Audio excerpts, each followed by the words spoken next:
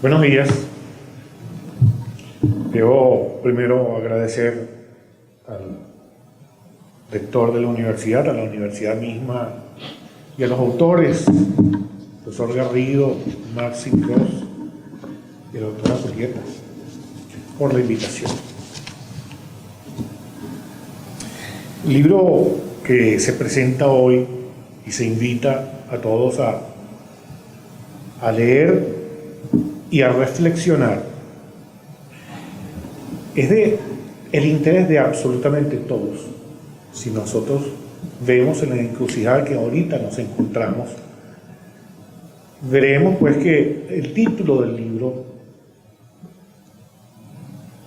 nos habla sobre la necesidad de un proyecto integrador para Venezuela.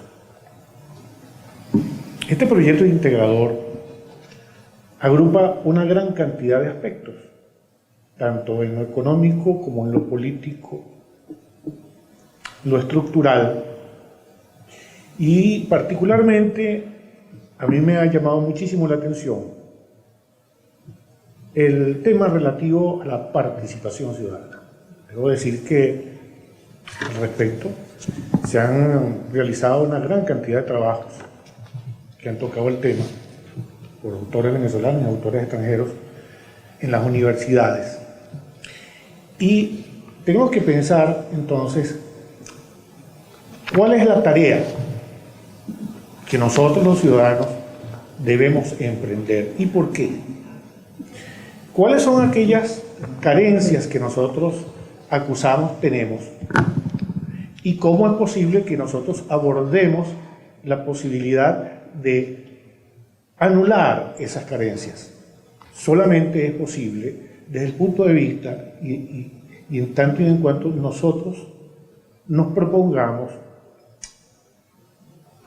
partiendo siempre desde el punto de vista del encuentro, apartando el tema político, aquel que precisamente en los últimos años nos ha separado. Vamos a conseguir que tenemos una gran coincidencia, porque exactamente a todos y absolutamente todos los ciudadanos que nos encontramos bajo este cielo y sobre esta tierra, nos afectan por igual, absolutamente por igual, todas las circunstancias que ahorita padecemos.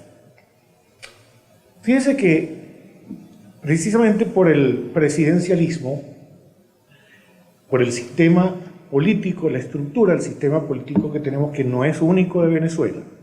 De hecho,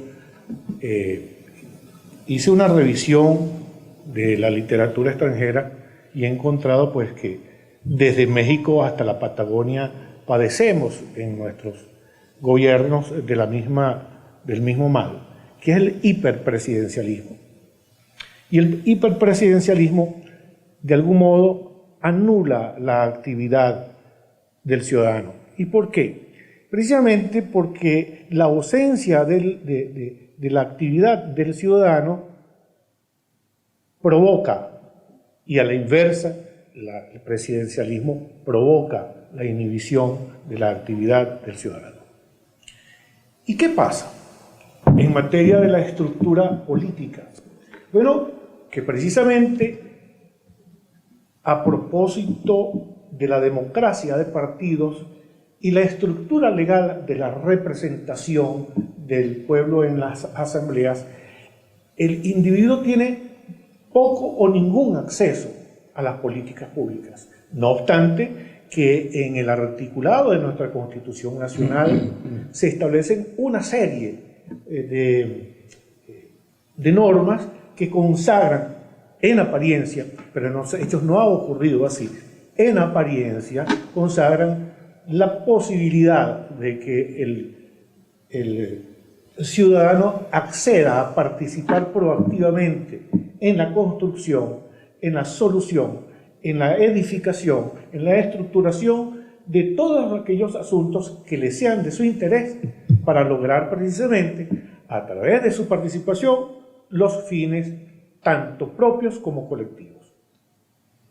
Y yo quisiera aquí hacer en un breve paréntesis, referirme a lo propio y a lo colectivo. Yo creo que nosotros deberíamos apartarnos un poco y no caer en esa trampa dialéctica que lo que hace es precisamente lograr que nosotros nos desviemos nuestra atención para ese tipo de ideologías que más bien nos separan que nos unen, independientemente que entre lo público y lo privado hay una línea sumamente débil, tenue, donde más bien se confrontan y se anulan.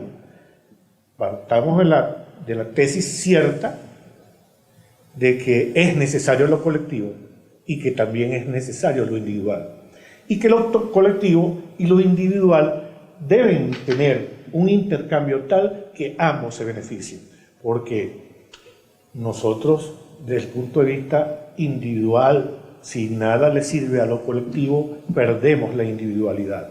Eso me parece a mí que es inequívoco. Y a la inversa, desde el momento en que todo lo colectivo empieza a ser colectivo y deja de ser individual, el individuo se anula y va perdiendo su condición y su dignidad. Volviendo al tema de la participación ciudadana, entonces se plantea toda una normativa. De hecho, inclusive en la Ley Orgánica de la Contraloría General de la Política y el Control Fiscal, se establece todo un título donde se regula, de algún modo, la participación del ciudadano en el control fiscal.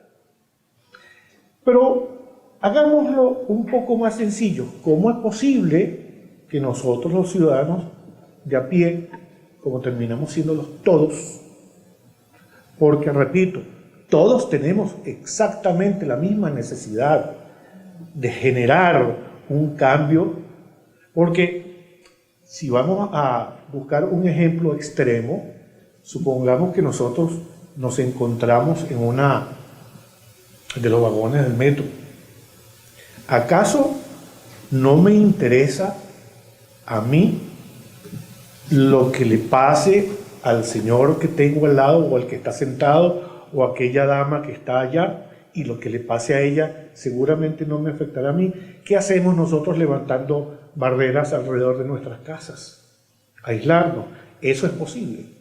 Definitivamente no lo es. Pero volvamos al libro. ¿Cómo entonces? ¿Cómo realizamos el cambio? Porque el cambio es necesario. Es decir, cuando nosotros hablamos de la necesidad de un proyecto integrador, es necesario que logremos alcanzar el punto de encuentro. Y eso lo plantea el libro, sin duda alguna.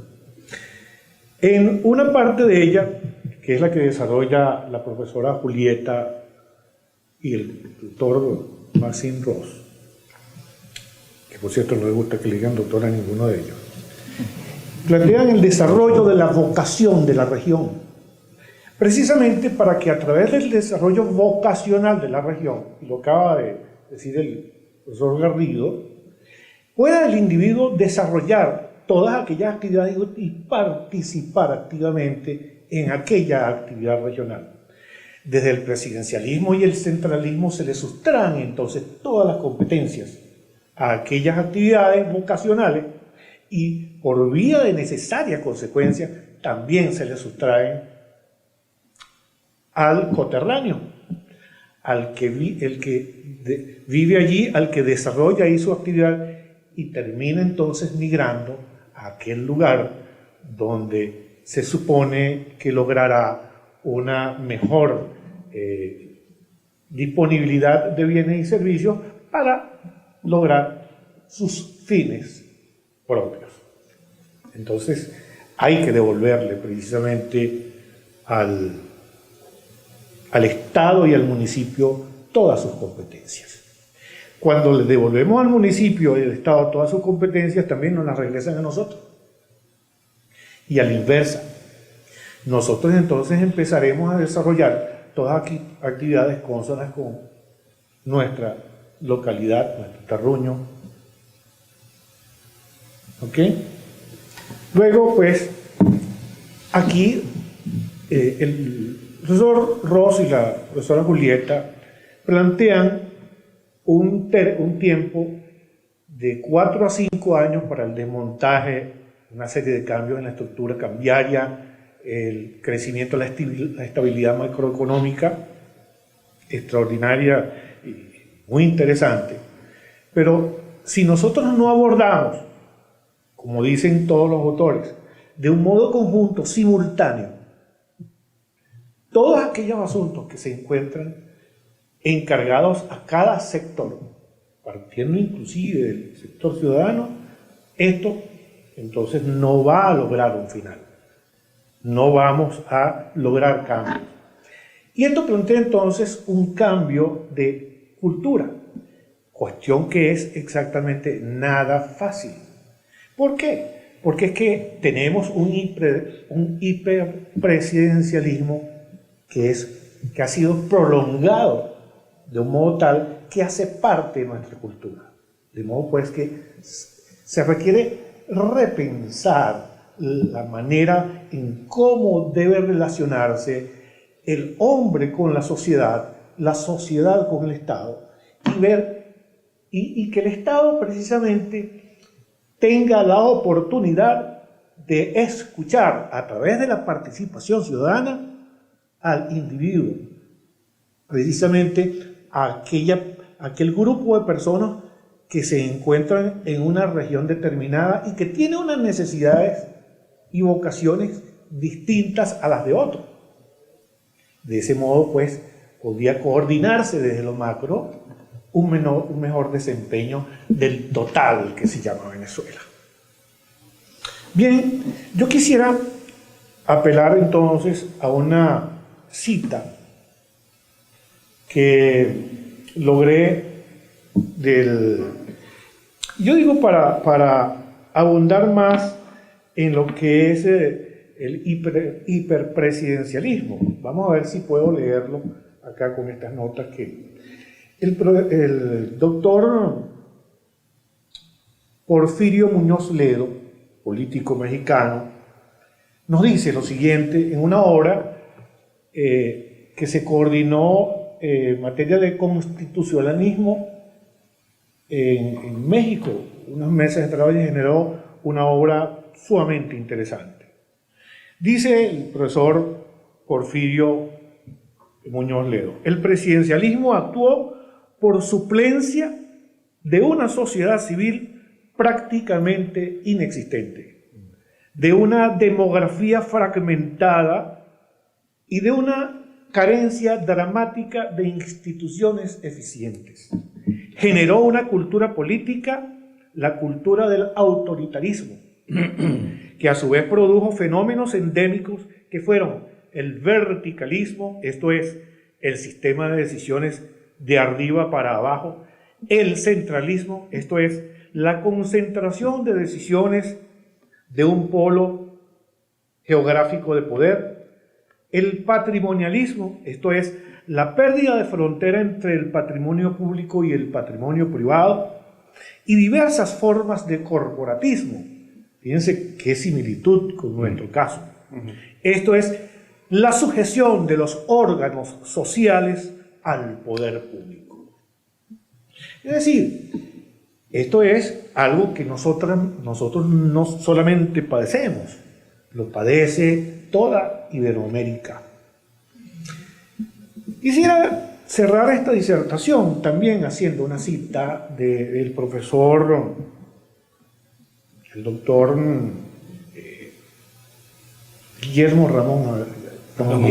Ramón Guillermo Aveledo. Gracias. Y es muy importante que nosotros tengamos esto en cuenta. Yo insisto, antes de hacerlo, en que desde las universidades, y este es un planteamiento que estoy haciendo en este instante, tanto a nuestro rector como a los autores, desde las universidades llevarlo inclusive a los colegios, generar una educación ciudadana donde nosotros nos permitamos a nosotros esperar que la solución provenga de un planteamiento del Estado, porque vamos a aceptarla. No es por comodidad, no es por flojera, es porque tenemos una estructura mental que casi se ha convertido en una codificación genética que nos hace comportarnos de ese modo.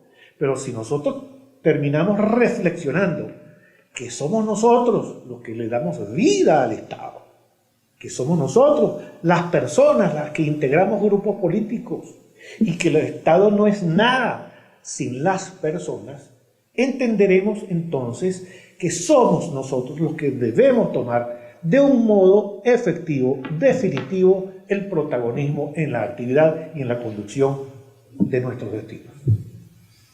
Entonces sí, ahorita voy a hacer esta cita del profesor Ramón Guillermo de Ledo, que no tiene pérdida, en una de sus tantas obras, porque él ha escrito mucho, y esta se llama Democracia y Parlamento, o al revés, no lo recuerdo bien. Dice lo siguiente, y esto es un remate de lo que es la relación del Congreso con la ciudadanía. Y ojo, la estructura de representación fue la que no se cambió de la Constitución del 61 a la Constitución del 99. Sigue siendo la misma representación. Es decir, una democracia de partidos donde el individuo no tiene trascendencia en lo político, pero puede tenerla en lo económico, puede tenerla en lo social, puede tenerla en lo laboral, puede tenerla en la relación en sus relaciones con los empresarios, con los otros estados, con el municipio, y entonces desde allí está haciendo política. Dice entonces el profesor Ramón Guillermo de Ledo: es cierto que las formas políticas condicionan la realidad, pero lo es más que la realidad produce la política y sus formas. Si los venezolanos renunciamos a la superstición de creer que siempre podemos y debemos empezar de nuevo y de cero, ya habremos iniciado una maduración decisiva. El poder legislativo dependerá siempre de la democracia que tengamos, y esta dependerá de la democracia que vivamos. Es muy difícil separar las cosas, difícil, y me atrevo a decir, inútil. Muchísimas gracias.